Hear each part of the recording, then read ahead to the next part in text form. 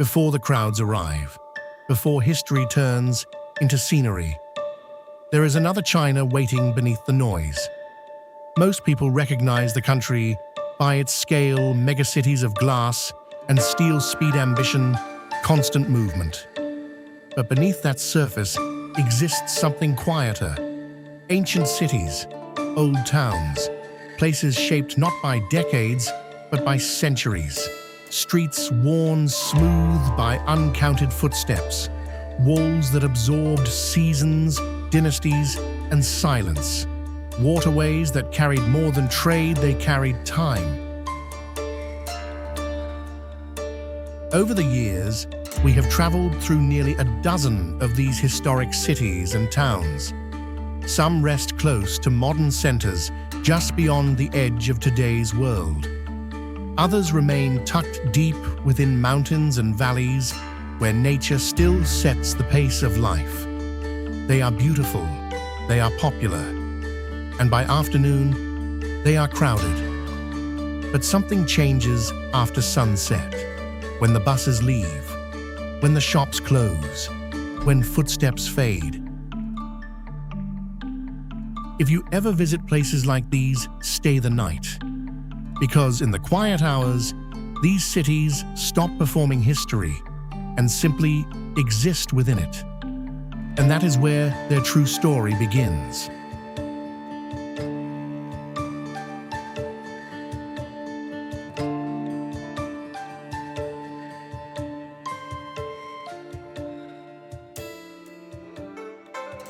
Pingyao does not announce itself with scale.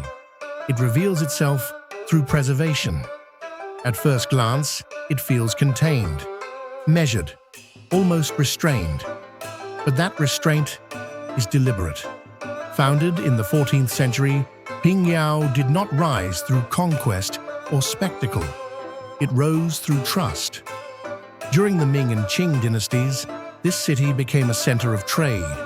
Then something more subtle, a center of finance. Money moved here long before numbers lived on screens. Contracts were written by hand. Risk was personal. Reputation mattered. China's first draft bank was established inside these walls, not as an experiment, but as a response to distance, to the need for value to travel safely when people could not. Walking through Pingyao today, that logic is still visible.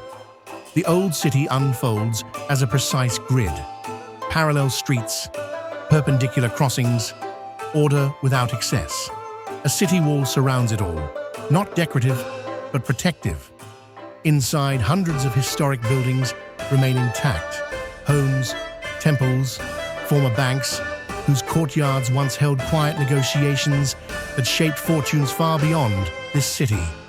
There are no cars here, no urgency in motion. You move on foot or by bicycle, at the same pace as the city itself. And that pace changes perception. Details begin to surface, carved door frames smoothed by centuries of hands. Wooden beams darkened by time rather than neglect. Courtyards that hold sound differently, as if designed to listen.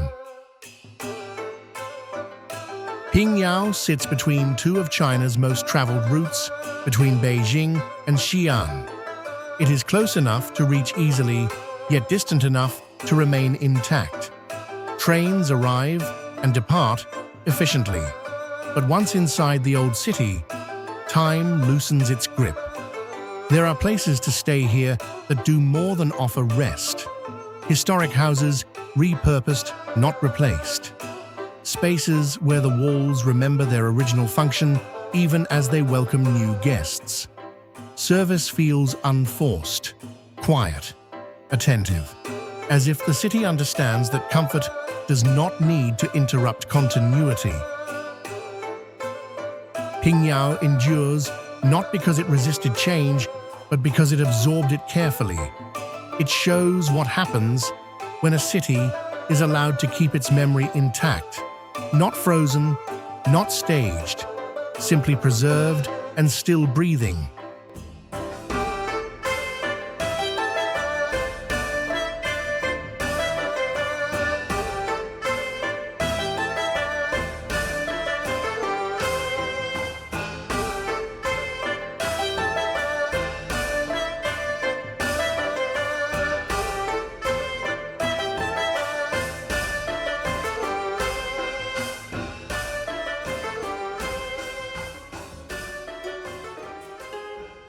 Nothing prepares you for Feng Huang.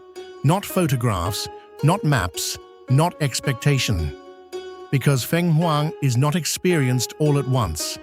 It reveals itself gradually through reflection movement and water. This ancient city rests in the heart of Hunan, a region where landscapes soften and cultures overlap. Feng Huang was built in the 14th century during the Ming Dynasty as a military outpost. Its original purpose was defensive, to watch, to hold ground, to draw a boundary. Yet time reshaped its role. What began as separation slowly became coexistence. Today, Feng Huang is home to many ethnic communities, including Miao and Tujia, living not in contrast, but in continuity.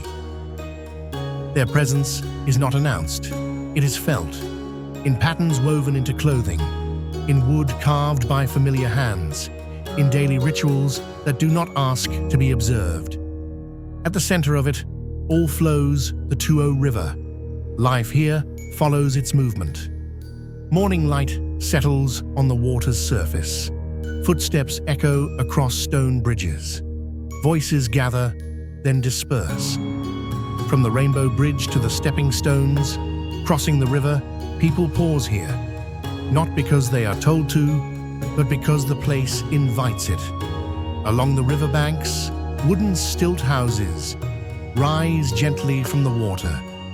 Their reflections stretch and bend with the current, as if the city is constantly adjusting to its own image.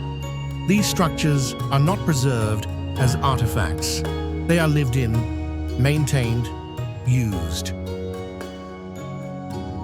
Nearby historic mansions and fragments of the old city wall stand without explanation. They do not guide you. They do not summarize history.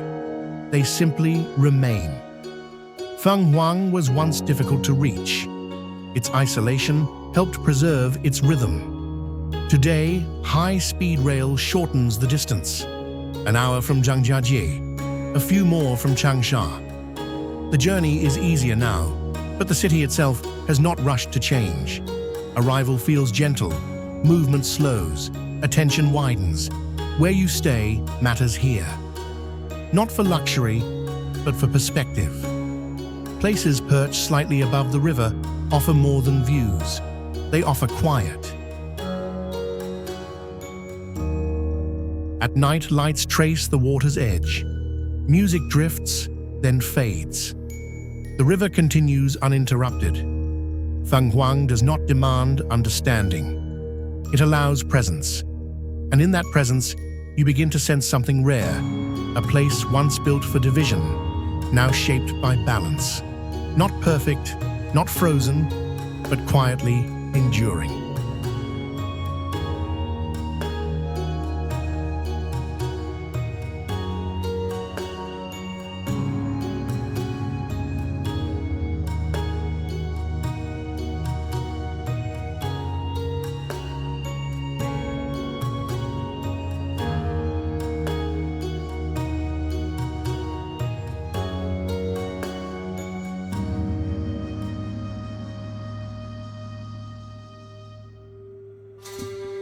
Lijiang feels composed before it feels impressive. Before you notice the streets or the canals or the rooftops catching light, you notice the mountain. Jade Dragon Mountain rises above the city, not as a backdrop, but as a presence. It anchors everything below. Lijiang sits at its base, where architecture does not compete with nature, it listens to it. Founded in the late 13th century during the Southern Song dynasty, this city grew not from isolation, but from connection. For centuries, Lijiang stood as a key trading post along routes that carried tea salt and goods between regions and cultures. Trade shaped the city's openness. Geography shaped its humility. The old town unfolds slowly. Narrow curved streets guide you without instruction. Canals weave through neighborhoods, bringing sound and movement into still spaces.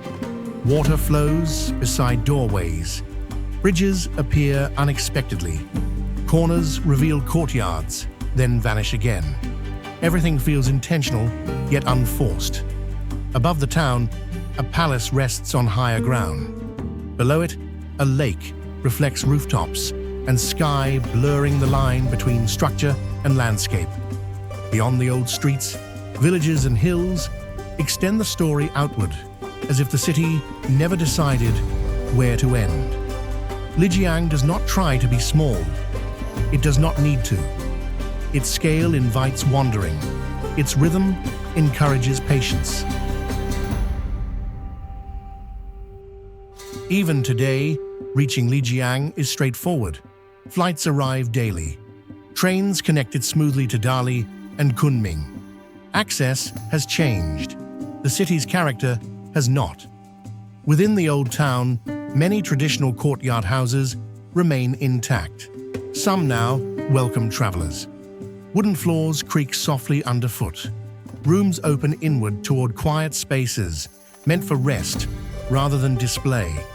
Comfort here feels secondary to atmosphere. Service is attentive, but never intrusive. As evening settles, lantern light reflects on water. Voices soften, footsteps slow. The mountain fades into shadow, but its presence remains. Lijiang endures because it never tried to separate itself from what surrounds it. It is a city shaped by landscape, by movement, and by time allowed to pass gently through it. Not preserved as an image, but lived in and still unfolding.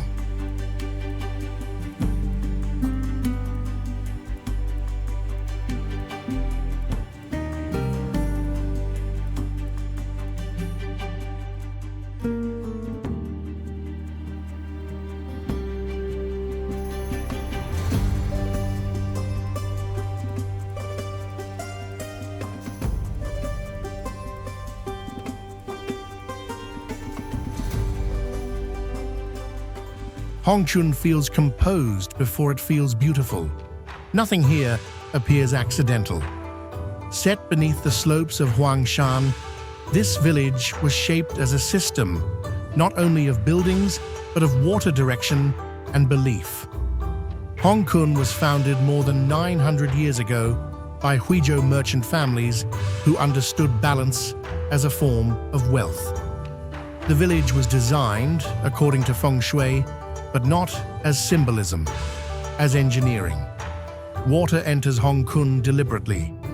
It flows through channels carved like veins, passing doorways, courtyards, and stone bridges before settling into a wide, still pond. The pond mirrors the village back to itself. Roofs, whitewashed walls, dark wooden frames. Architecture here is restrained. Elegant without decoration, precise without rigidity. Walking through Hongkun feels guided even when no signs exist. Streets curve gently, redirecting movement and sound. Walls rise high, shielding inner spaces from the outside world. Homes open inward. Courtyards collect light rain and silence. Every threshold feels intentional, placed not for display, but for continuity. Hongkun has been photographed endlessly, painted, copied. Yet presence reveals something images cannot.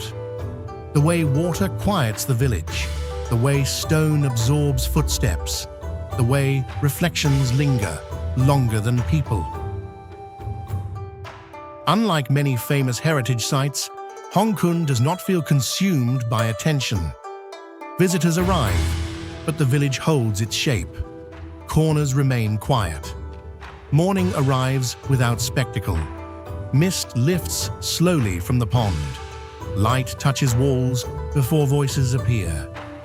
Reaching Hongkun takes effort. Trains bring you near, but the final distance must be crossed intentionally. That distance filters haste. Those who arrive tend to slow down. Staying nearby allows the village to return to itself. At night, lanterns soften reflections. Water continues moving unseen. The village breathes evenly. Hongkun endures not because it is preserved, but because it was designed to last.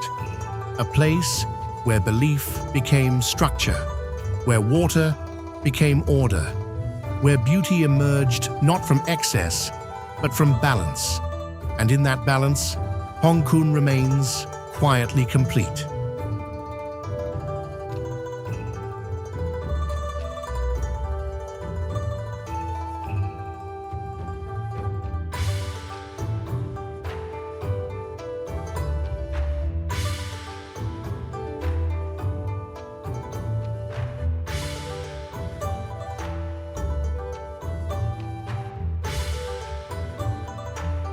Xingping is recognized before it is remembered, not by name, but by shape. A bend in the river. Karst peaks rising like quiet punctuation marks. A landscape so familiar, it appears on the 20 yuan note, passed between hands, rarely considered. Here the Li River slows as it passes the town, not dramatically, just enough to reflect what surrounds it. Xingping was founded in the 3rd century, long before it became an image, long before it became symbolic. Buildings from the Ming and Qing periods still remain not clustered for display, but scattered, woven into daily life. The town itself is modest. A few old streets, stone paths, worn smooth. Corners that feel lived in rather than restored. There is not much to see here in the conventional sense, and that is precisely the point. Xingping does not compete with its surroundings. It steps aside. The true presence lies beyond the streets.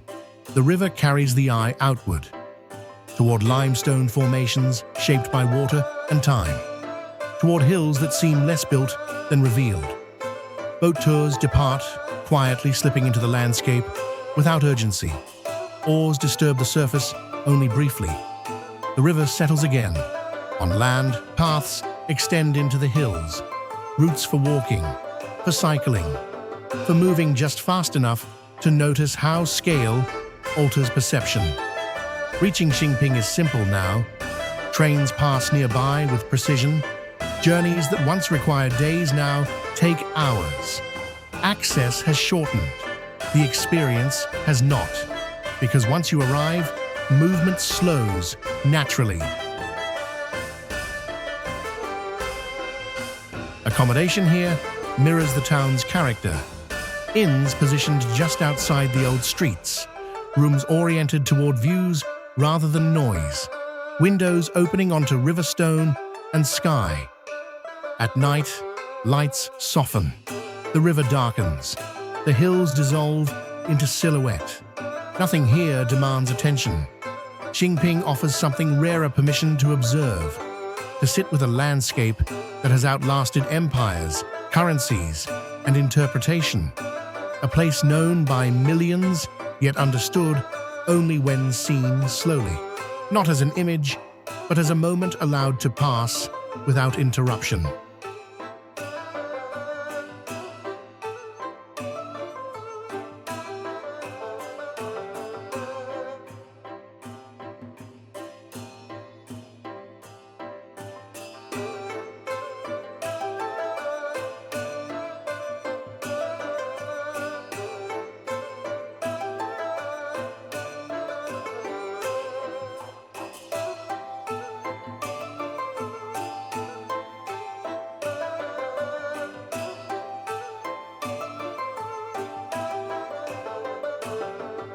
Zhujiajiao does not hide from attention. It has lived with it for a long time. More than 17 centuries, water has shaped this town, not dramatically, but persistently.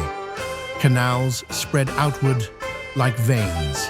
Stone bridges rise and fall, gently connecting one bank to another without interruption. Zhujiajiao prospered because of water. Cloth moved through it. Rice passed along it. Trade followed the current. What remains today is not a replica of that prosperity, but its imprint. Houses lean close to the canals, their reflections broken by passing boats. Old banks still stand quiet witnesses to transactions long completed.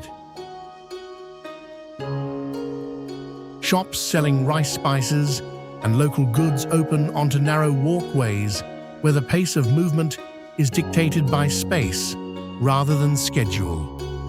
Bridges punctuate the town, each one slightly different, each one designed less for spectacle than for function.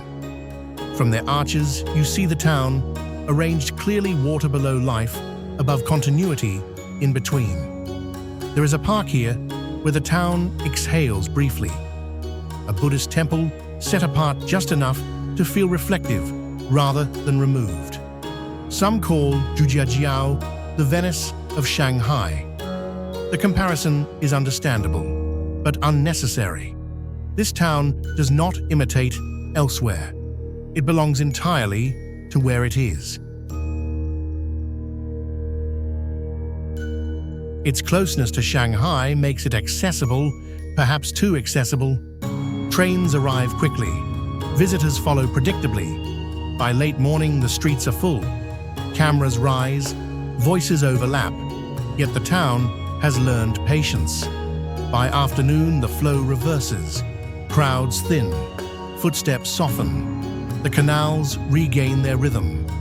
This is when Zhujiajiao changes. Lights reflect more clearly on water.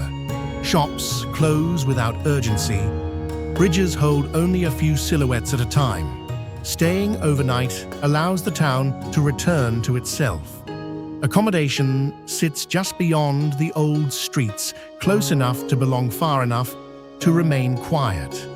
Rooms face water rather than crowds. Windows frame movement that never hurries. Zhujiajiao does not need to prove its age. It carries it effortlessly. A water town shaped by commerce, sustained by proximity, and understood best when the day releases its hold. Not as a spectacle, but as a place that has learned how to endure attention without being consumed by it.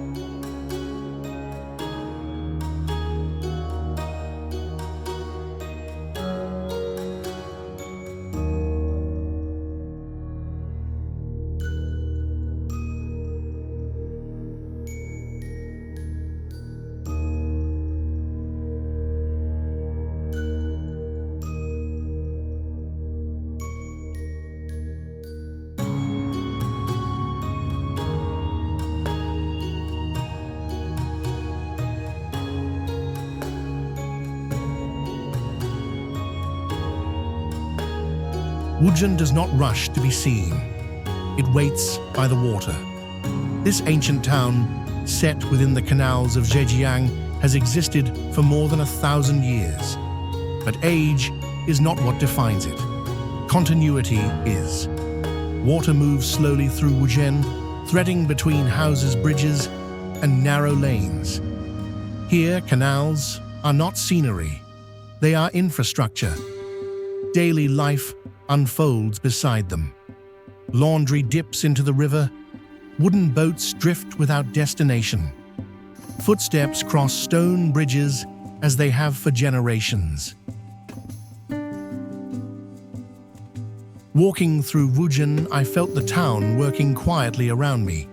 Shops open without spectacle. Doors slide back rather than swing wide. People pause not to perform, but to finish a conversation or watch the water pass. The architecture is modest.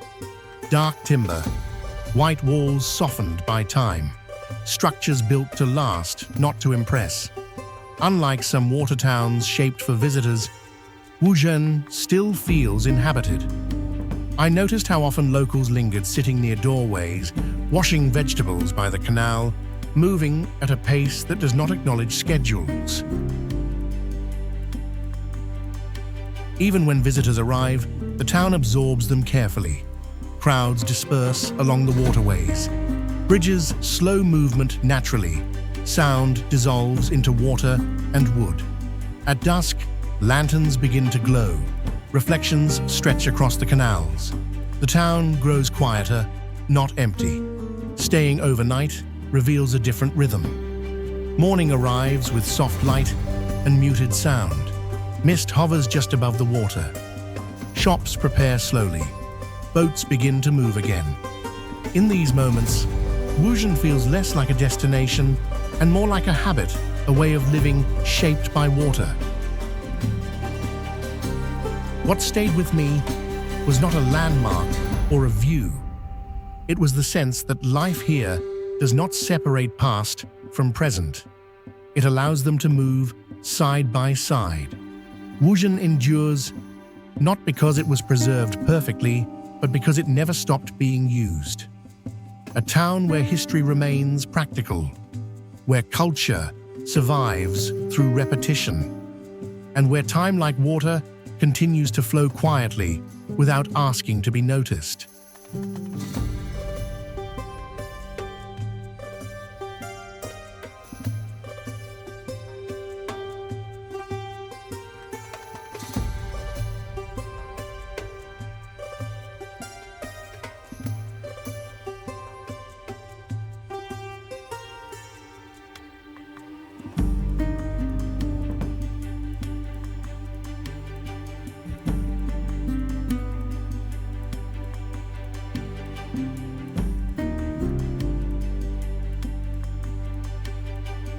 Zhujiang does not need introduction.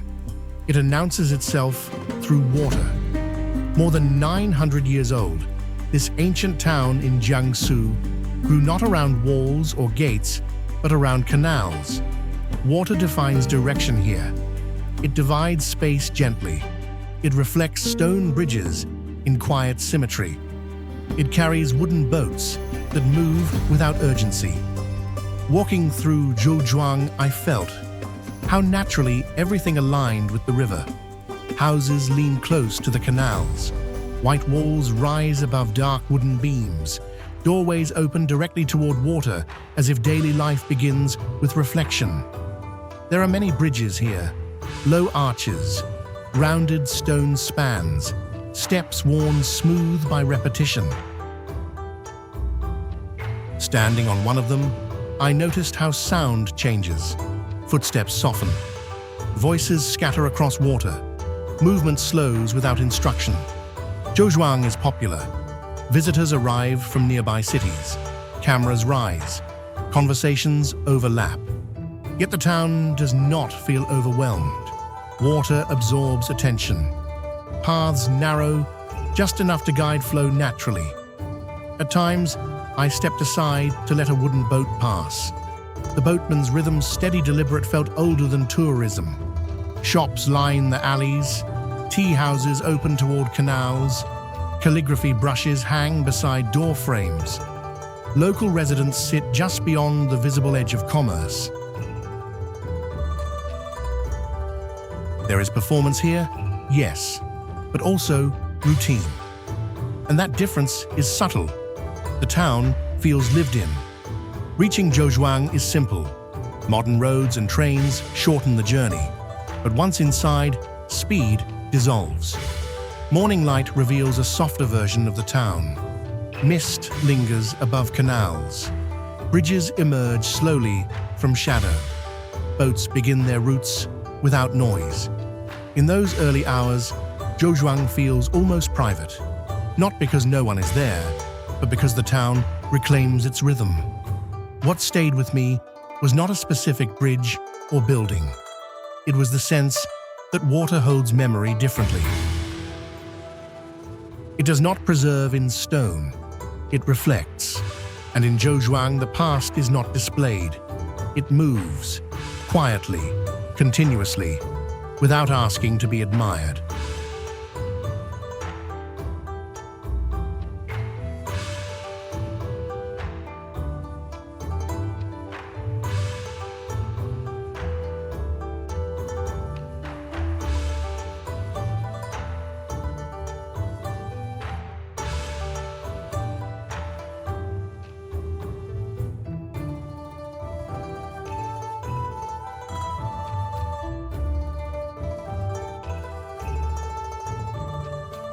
Zhaoxing does not impress at first glance. It does not rise in layers. It does not overwhelm. It settles. Hidden within the hills of Guizhou, this is the largest Dong village in China, yet it carries that scale quietly.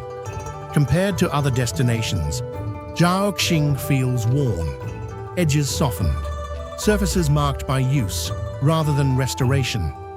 And that is where its strength lies. The village is not arranged around spectacle. It is organized around people. At its heart stand 5 drum towers, tall wooden structures built without nails, each one belonging to a different clan. These towers are not monuments. They are meeting places. Here, decisions are shared, stories are spoken, songs are passed between generations. In winter, life gathers inward. Fires burn beneath the towers. Voices rise first as speech, then as song. Movement becomes communal. We watched as locals formed circles, dancing slowly, inviting strangers without ceremony. Participation did not feel like performance. It felt like inclusion. Beyond the village center, paths lead outward to rice fields. From there, the village reveals itself, fully wooden houses clustered gently along the valley, smoke lifting into cold air. The view is not polished, it is honest. Reaching Zhaoqing requires intention. Trains stop at Kongjiang. From there, smaller journeys follow buses, taxis, then a final shuttle into the village. Each step removes a layer of urgency. Walking in feels natural here. No gates demanding attention. No rush to decide where to go. Accommodation is found the old way, by looking, by asking, by being shown. Some places remain invisible online. Others offer quiet comfort with views over fields rather than streets. Evening arrives without announcement. Lanterns glow faintly. Drum towers hold their shape against the dark.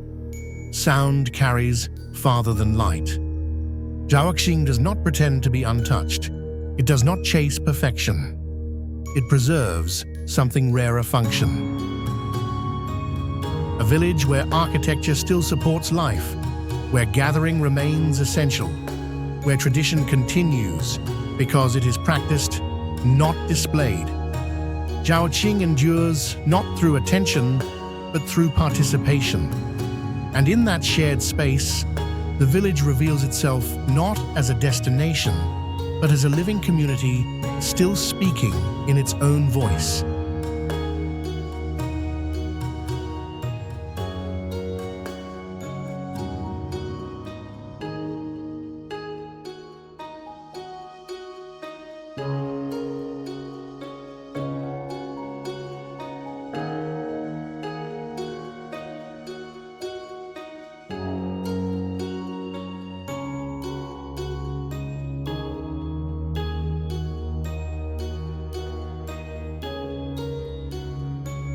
In Fujian, architecture becomes landscape. The Hakatulu rise from valleys like earthen fortresses, circular square, massive yet grounded. At first glance, they feel defensive. Thick walls, minimal openings, structures built to endure isolation. But stepping inside changes that perception. Tulu were never meant to divide people. They were designed to gather them. Entire clans lived within a single structure, rooms stacked along curved walls, a shared courtyard at the center. Life unfolded inward, cooking, conversation, celebration. Standing inside one of these buildings, I noticed how sound travels differently. Voices rise and return, footsteps echo along wooden corridors. Light falls directly into the communal heart. Protection here was not about separation, it was about unity. The Tulu clusters stretch across rural Fujian earthen forms, shaped by necessity and belief. They belong to the land, they borrow its color. They seem less constructed than pressed gently into place. And then, Just a few hours away, the atmosphere shifts. In Xiamen, the sea replaces mountains. Ferries move between shorelines. Waves reflect sunlight instead of courtyard walls. Here, openness defines space. Palm trees line the coast. Old colonial streets on Gulangyu Island carry a different rhythm, lighter area. Walking through Xiamen after visiting the Tulu, I felt the contrast immediately. From inward life to outward horizon. From enclosed courtyards to open sea. Yet both places share continuity. Tulu protect community. Xiamen connects it. Morning in the countryside feels grounded mist, rising from valleys, earth still cool beneath stone. Morning by the sea feels expansive wind, carrying salt boats, tracing soft lines across water. Fujian holds both, strength in enclosure, freedom in openness. What stayed with me was not a single structure or skyline. It was the realization that architecture shapes emotion. In the Tulu, you feel gathered. In Xiamen, you feel released. And between the two, you understand something quietly. Heritage is not fixed. It adapts. It shifts from mountain to coast, from earth to water, without losing its center.